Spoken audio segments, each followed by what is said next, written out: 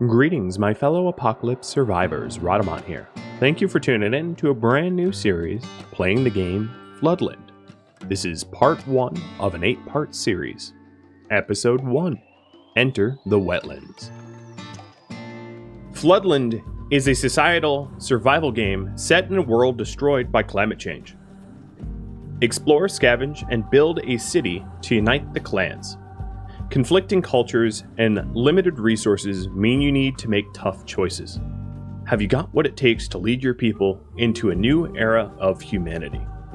It's pretty similar to games that I've played in the past, like Survive the Aftermath or Endzone A World Apart. And yes, of course, it will air on YouTube. So I had this poll up early to determine our starting ethos and the requirement of our ethos, and it looks like New World Unity is going to be what we'll do, meaning that we only accept New Worlders and we start as a New World Unity leader. So I will explain that in a minute. I'm going to go to a new game, and here are the 4 leaders that you can start with. So, Good Neighbors is Old World Liberty. Oak Hill Survivors is Old World Unity. Fire Brigade is New World Liberty, and Berkut 3 is New World Unity, which is going to be us. There are more than the 4 clans that you see here. There will be maybe about a half a dozen or so that we'll interact with in the game. Depends on how chance rolls out. But we will start with precision specialization for all clans, which is kind of nice, and our explorers will search and collect resources faster. I'm also going to be starting with the prologue and tutorial. I'm going to be playing through the tutorial, but I have played through the game entirely and I've beaten it. So once the tutorial is done, I'll continue to teach what's going on for game mechanics. As far as difficulty level, I am just going to play on a face a challenging world, which is going to be a very typical start for most players. But you can always turn up or down the difficulty as you see fit.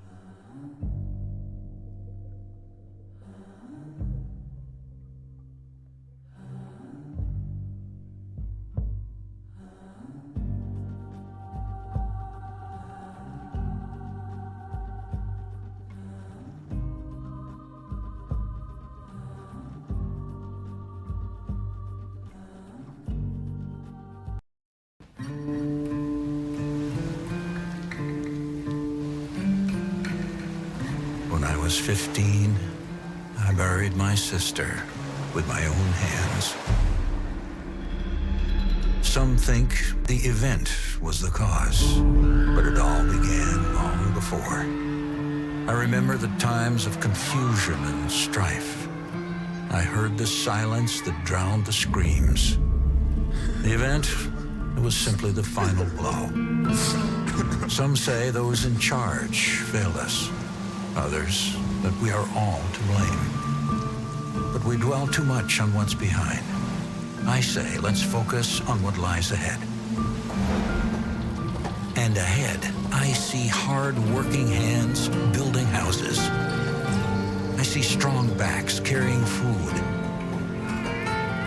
And smiles. The smiles that greet newcomers. I cried when my sister died. And now we mourn our friend as she is taken by the water. But tomorrow, I don't fear tomorrow I'll be crying, because I know if we make it, we can all sit back and laugh.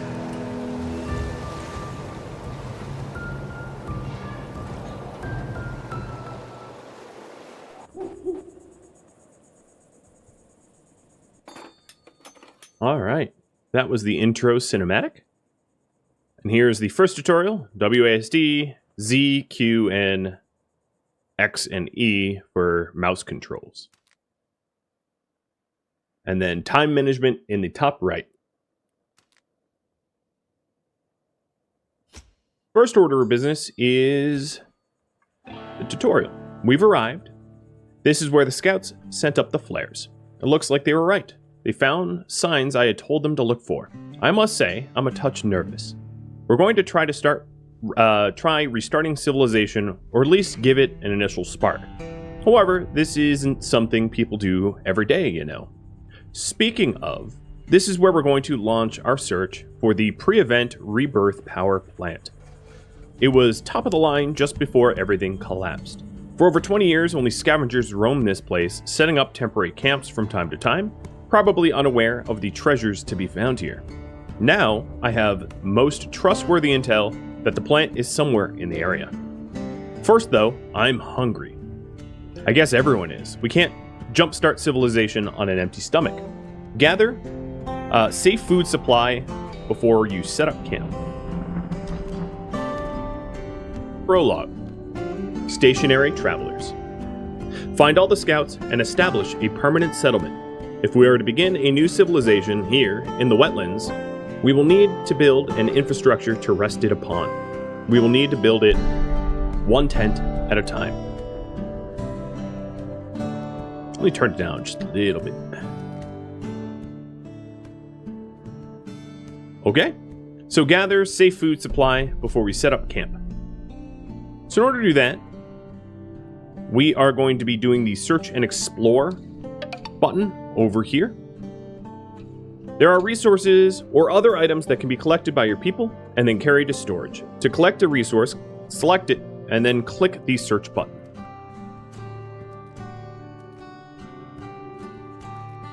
Alright, so there is some collectible resources that are just on the ground here. And I am going to signal the people in this camp to go collect the berries that you see out here. And I need to get 60 berries to continue.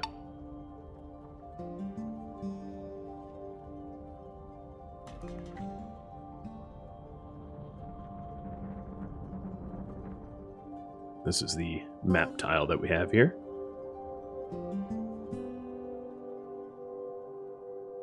A little bit of dry land surrounded by mostly water.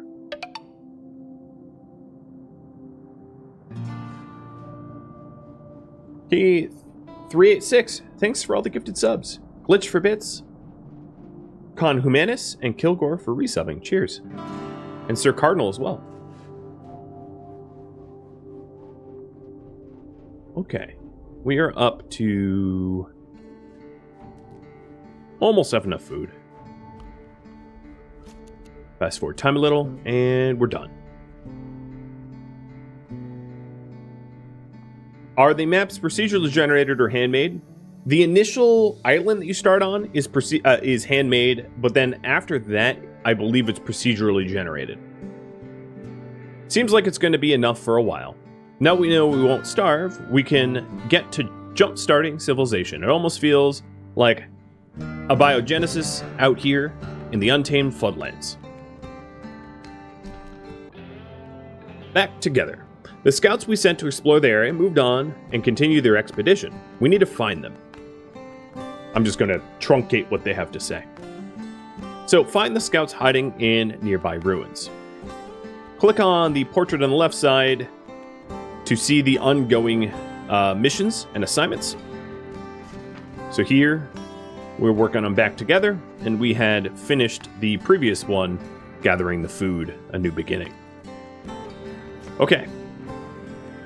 I am going to search this building remnant here. There are many interesting buildings and constructs damaged and abandoned around me. Some of them have risks, and some of them can be retrofitted into buildings. And I'm going to go to this building remnant here and search for the scouts, because that's where the scouts are.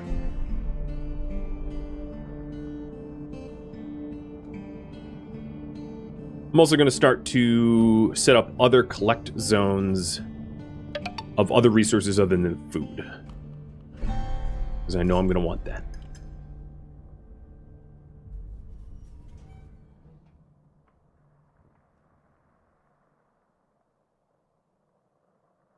Yeah, I really like the art style as well.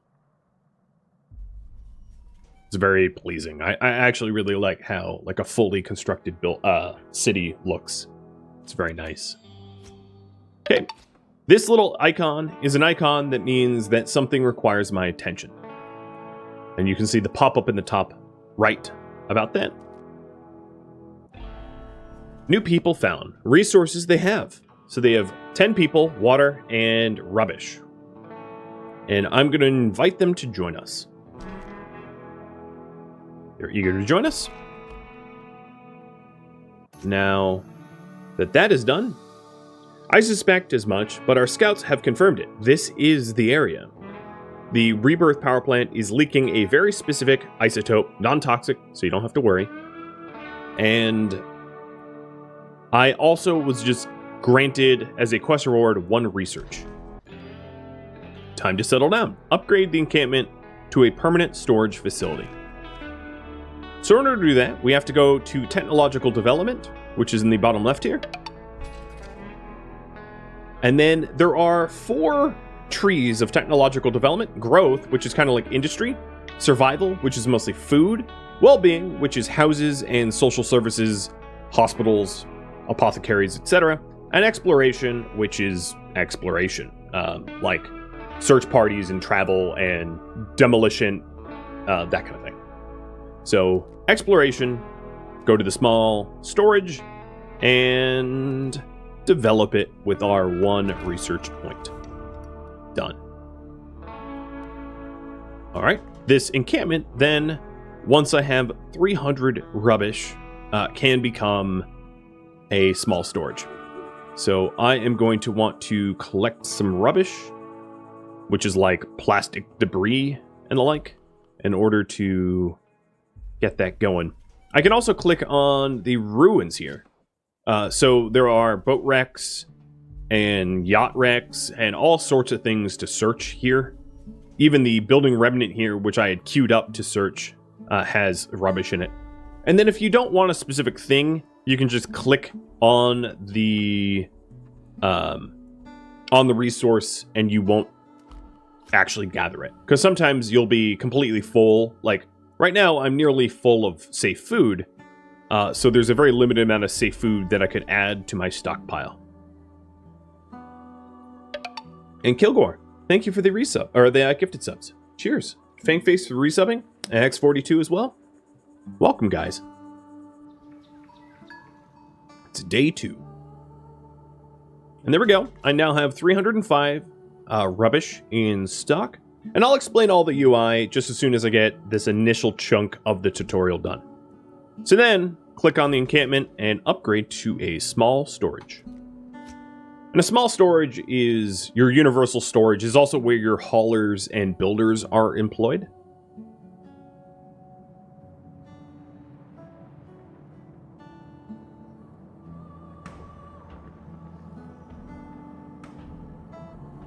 And as you can see, they are constructing it.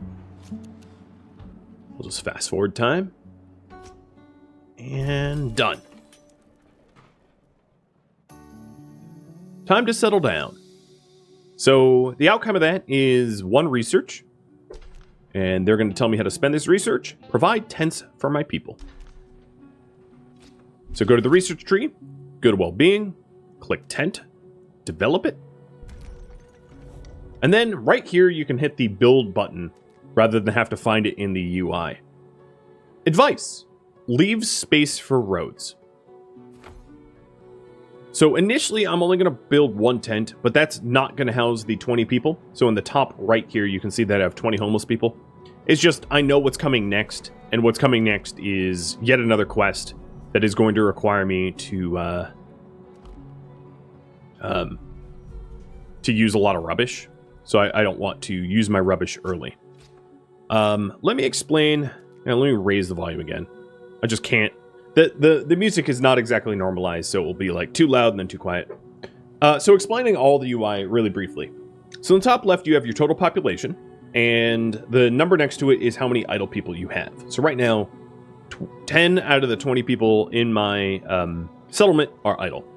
Next is influence, which allows you to pass laws. Then research. Risky food. Risky food has food poisoning risk if you eat it, but you can cook risky food in kitchens to make it safe food. This is safe food, potable water, wood, and rubbish. And there's also stock capacity. And the stock capacity relates to how many small storages or medium or large storages you have on the map. And all storages are like instantly linked to one another through portal technology. Basically, everything in any small storage is in every small storage. So you don't have to transfer between them, which is kind of convenient. Top right is your time of day, and then also sometimes you can put people on a night work schedule. So there's also this bracket for when night shift would be, and then true nighttime. Bottom left is your clan profile. So your clan profile indicates your specializations. Each of these specializations allows you to work more efficiently in their respective categories. So for instance, eruditions make for better researchers and apothecaries, or precision makes for better harvesters of soybeans and plastic. Then your traits, what specialty bonuses you have. This is a quick indicator of how is everyone's food, water, and health in the clan. Unrest is sort of how happy or unhappy they are with the way things are currently running. Recreation, which we'll get into a little bit later, and then what recreation types they do not want that would bother them and increase their unrest. And then also their governance. So we are New World Unity. Oh, it also occurs to me that I have to update the details that we are New Worlders. So anyone that joins us is going to be required to at least have New World. So no Old Worlders will be welcome. Clan relations will unlock once I have another clan. Technological development, I just explained. And then in the center here is sort of the technological progress. You can think of like, compared to like civilization, it would be like Stone Age, Bronze Age, classical, like Renaissance, so on and so forth. But in this case, it's new start, rubbish, wood, rubble, planks, scrap, plastic, coal, metal, and concrete. It kind of allows you to unlock a new tier of technology. Concrete being the last, and the inside wheel is electricity. And that is part of the storyline of the game. Then Law Committee I will unlock eventually, as will District Manager. I can't show those yet. The next is the Search and Explore. Search and Explore is limited to how many stockpiles you have. So right now I can only set up 6 different tasks. And if I wanted more tasks, I would need more storages. And then, of course, it's tutorializing me. Hey, stop, go away. Then you have the buildings, and right now I only have small storage and tents, and then eventually roads. And there's a lot of other hidden UI. Oh, at the top right is your warnings, your issues. So issue that I have homeless people.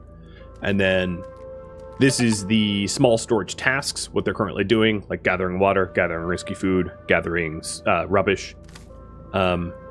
This is a quick overview of the district that I live in. So it's called the Alga section. And it tells you a quick rundown. And I know the UI is kind of blocking it. This is not a menu I commonly use, but it kind of tells you what the local issues are. And then the last is just your homelessness. So the white dots are all the homeless people. Okay, so let's provide a tent. And in the build menu here, you can cancel construction, or there's a little button here, which, let me hide my UI again. It's a little green up arrow. It makes it a high priority, so it's the first thing that anyone will do. It's not that big of a deal to click that. Just prioritizes it against other tasks. So there we go. 1 tent and 3 people out of the 20 that I have are now housed. And it's going to give me 10 research. Nice. It's time for a reality check. We knew this wouldn't be a quick camping adventure. So what I need to do is provide a steady supply of edible fish or plants, access to clean water, and gather a supply of rubbish. Got it. So that means going into my technological development and unlocking the rubbish tier.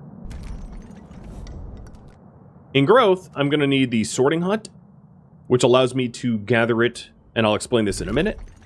And then in survival, I'm going to want a water still, and let's do a forager hut for now.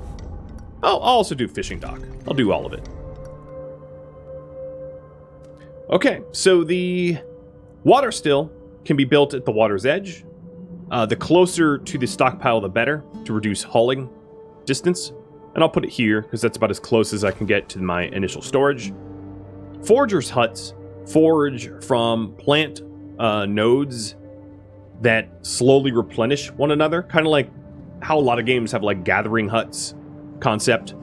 And I'm going to put it here so it highlights and is in range of all 3 mushroom clusters. So that's that. And then the last thing it wanted me to do is a storage hut. So this sorting hut here allows you to collect from these rubbish piles. These rubbish piles can't be collected by your storage workers. They can only be collected by hut workers. And I'm going to put my hut here. And then the last thing... Okay, thanks tutorial, but I'm already doing it. The last thing is a fishing dock. So I'm going to put a fishing dock right here. As you can see, there are 3 nodes of fish in the area.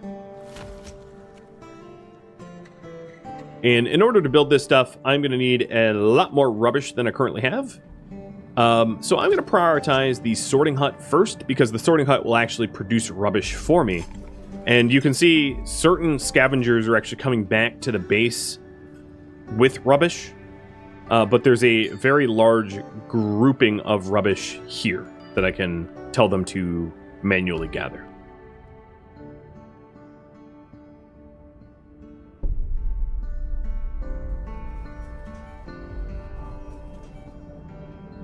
Alright, looks like the water still is going to be built first, because they were already in transit carrying the rubbish to build it by the time I prioritized. And then once I have all these structures built, I will go ahead and add additional tents so that nobody's homeless. Don't want no homelessness. Homelessness will increase unrest, and once unrest hits about 50%, it becomes a bit of a problem, where you have to start dealing with it, or you'll get crime and people wanting to leave. Right now, the unrest is 32, so it's not particularly high. How far in and out can you zoom? This is it. Plus, you can tilt. And the map is relatively large.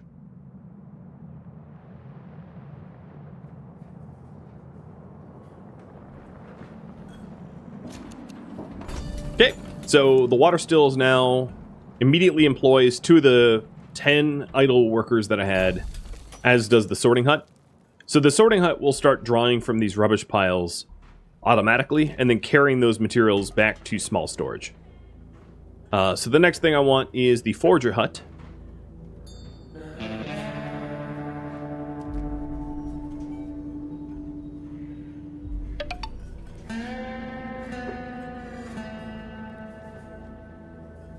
Pyrogodon, thank you for the resub, and Tumbling Satellite as well.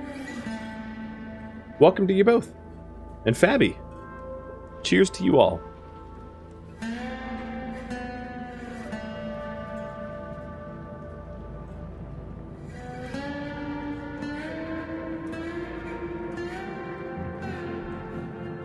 So 15 more rubbish and the forager hut will get built.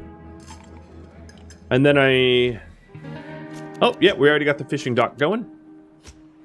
Now, I will say, certain foods run risks. So fish have a periodic event where sometimes there just won't be as many fish because there will be like a particularly large predator in the water. So diversifying your food sources is very smart. Oh, if you think this music is RimWorld-esque, there is a song coming up that definitely won't sound like RimWorld. I actually really love the soundtrack of this game. It slaps. Yeah, so here is the fishing dock. And 2 people working there. And then I have satisfied the quest, but I also want to get the forager hut. And it just gave me 18 research. Next up, it wants me to build a place for people to study. So go to my research. Go to survival. I am going to unlock... well, let me do the study first. So that would be in growth. And the requirement for this is to develop wood. So I'm going to unlock wood technology And then unlock study. And then back in survival, I'm going to unlock field kitchen as well. Because the fishing dock provides risky food, and I don't want to eat risky food if I can help it. So I'm going to set the field kitchen up right next to the alga section here, the storage, so that it's a very short walk to cook. That way I am cooking efficiently. And then I'm also going to tell my stockpile workers to start collecting resources. More resources.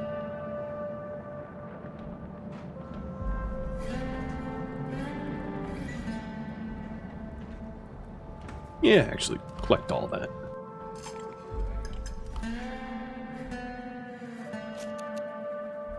Alright, Forger Hut's almost cleared.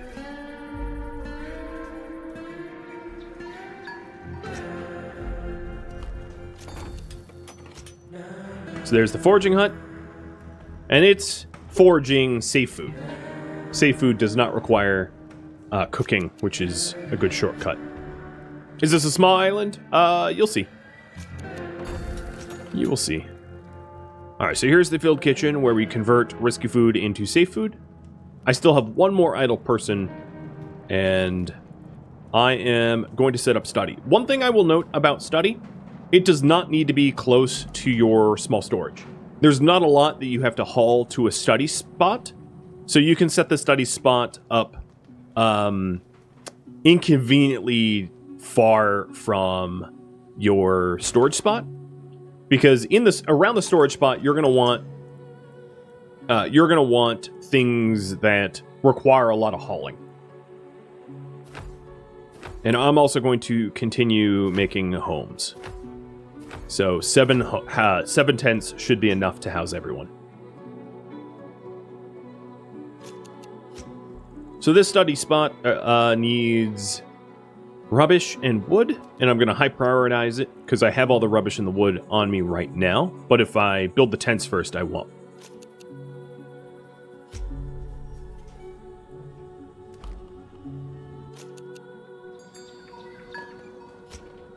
And it's actually telling me that the storage workers have too many tasks to handle right now, which is fine.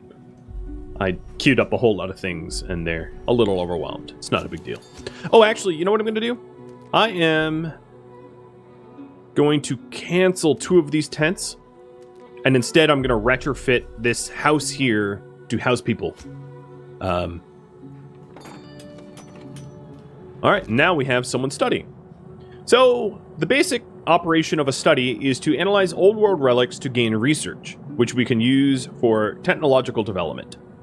So it wants me to queue that up. So I have one person working in here. We're going to haul old world relics to it, and we're going to analyze the relics for research. It's the foundation of progress in the game.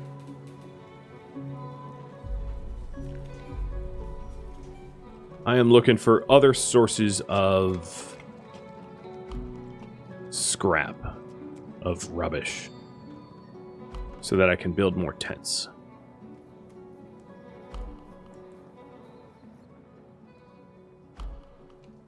Okay.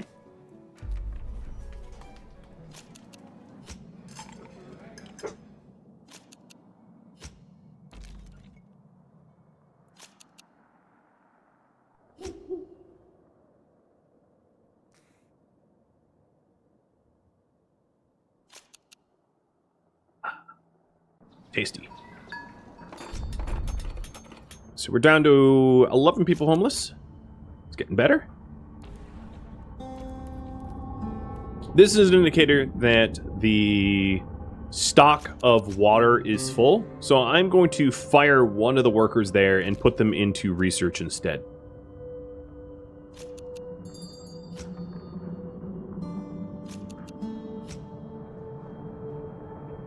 So that I can get the current goal completed.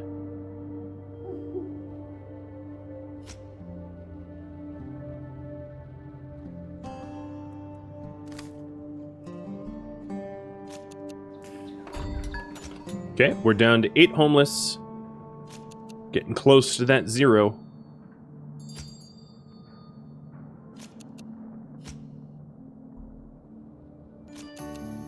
And completed. We've got ourselves a facility that some people call themselves scientists. They're not. They're just apprentices of science. And that gives me more research. And now it wants me to set up a specialized work post for people with certain specializations, that specialization being fortitude. So let's go ahead and do that. So first things first, I need to go over to my study spot. Or actually, first things first, I need to go to research and go to growth and unlock the academy. So the academy, what that allows you to do is it allows you to start to specialize your people, basically train them, education. So instead of the standard research mode of analyzing old world relics and turning them into research, I'm going to turn this into the academy, where we analyze textbooks and turn them into experience. And the way this works is whoever is working in the study spot, yeah, I know my UI is in a bad spot. Whoever's studying in this study spot here gains the benefit. So if you have all of one specific clan working in here, they're guaranteed to be the ones to get the experience. That took me a little bit of time to figure out initially, because the game doesn't explain that all that well. So just a little heads up, if you want to specialize a specific clan, make sure that that's who's working in the facility, because otherwise it's just going to dump the experience to some random worker in the group.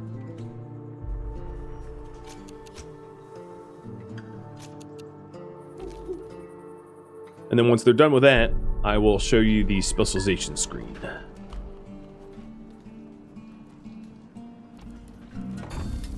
Okay. Then the last shelter for the remaining 5 will be this renovated house. And we're done. So here's the specialization. Once you gain enough experience, you can pick a specialization here, and I'm going to be picking fortitude, because that's what the tutorial wants me to do. So now, the Brakut 3 people have a fortitude of 1 and a precision of 1.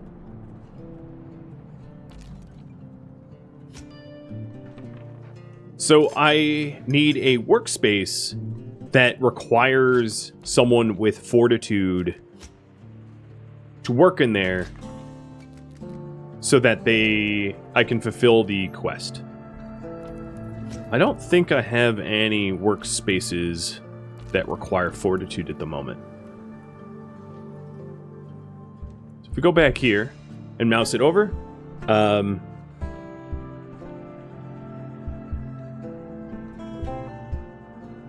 strength, stamina, endurance, work more efficiently in jobs like catching fish for safe food, etc. So I'm going to open up my research here and actually go to growth. This is locked behind rubble. Alright, I'm going to unlock the logging camp once I have one more research. I've also set my study spot on a 3rd mode, which is called Academic Debate, which does not use relics in order to make research. It's passive. It's slow, but it's passive.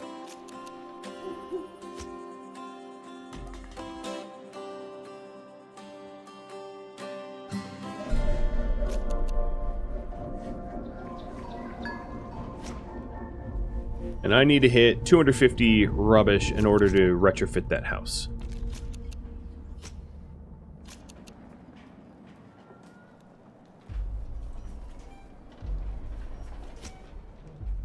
Just double checking I don't have any points of interest that I've not yet cleared. Nope, I think I cleared them all.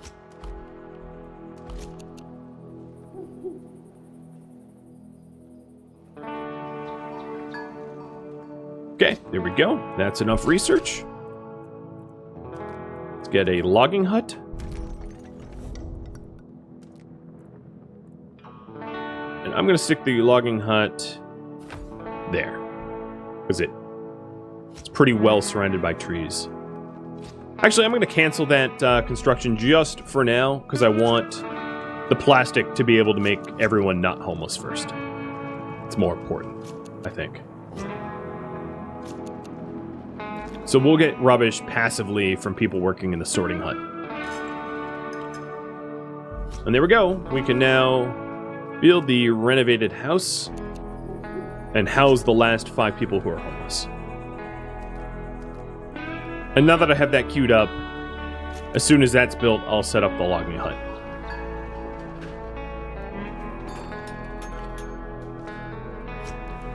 So there it is. Nobody's homeless anymore.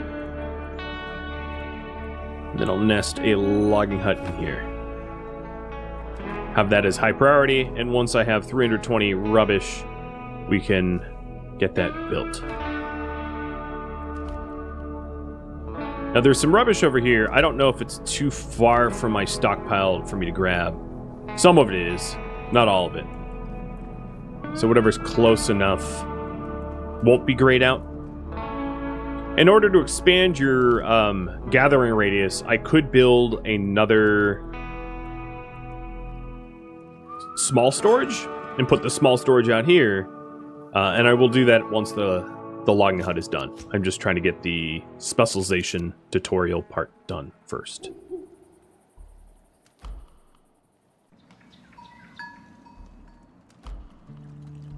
And the concept here is that plastic and other rubbish keeps washing up on the shore from the waters, so it's more replenishable. Not all resources are infinite like rubbish is. Some resources will eventually run out, like these piles of rubble. Rubble does not wash up and replenish itself. So once a rubble spot is depleted, it's gone. Oh, this workplace doesn't have a fortitude specialization. What wood?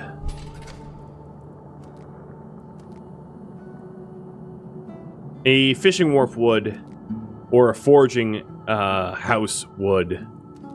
Both of those require 10 research. Trying to think if there's anything cheaper for me to hit. No, that might be the cheapest. Alright, if that's the case, let's go ahead and change the mode over to Old World Relics and analyze the last Old World Relic I have so that we can unlock Forging Hut, the upgraded Forging Hut, and employ a specialized worker.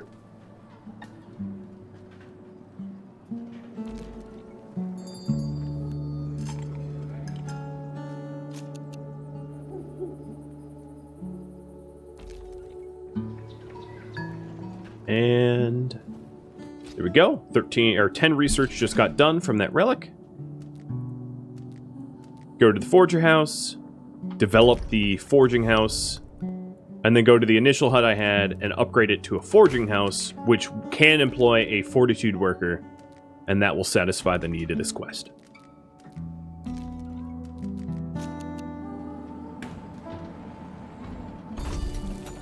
And done.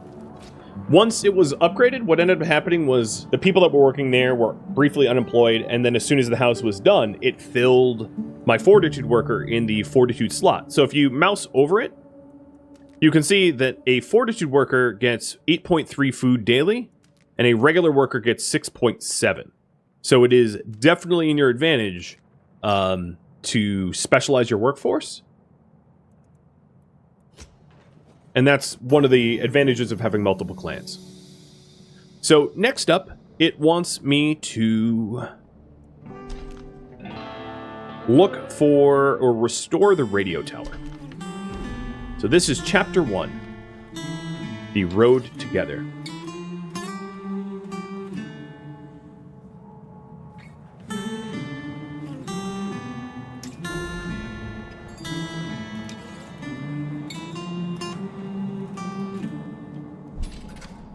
We birth our children in the ashes of our homes when the soil could no longer greet them. All right, I will be hacksawing this dead tree. So I'm going to develop the hacksaw technology here and clear this tree out of the way. We thought our brothers under certain tree, its fruit was the only prize, but it was the So hacksaw allows me to clear dead trees and bushes and the like for wood. it was our life, one we want to reconcile. Maybe tomorrow brings their seeds blown by the wind. Maybe the sun hides behind a hill when we once betrayed. Oh, but this day just wouldn't end. I like this song too. Words that used to keep us sane, or maybe it was just praying. Thank you for tuning in to Floodland, which originally streamed live on Twitch November 16th. If you have any feedback or questions for me, let me know in the comments below, but please keep in mind that the series has since ended. If you'd like to catch a live stream of mine, Rodamont.com has my stream schedule and countdown timers to upcoming streams. If you'd like to join my gaming community, Rodamont.com also has a link to Discord, as does the description of this video. Thank you so very much for watching. A special thank you to my Patreon patrons, Twitch subscribers, and viewers like you that support the channel. I'll catch you in next episode or an upcoming stream. Farewell.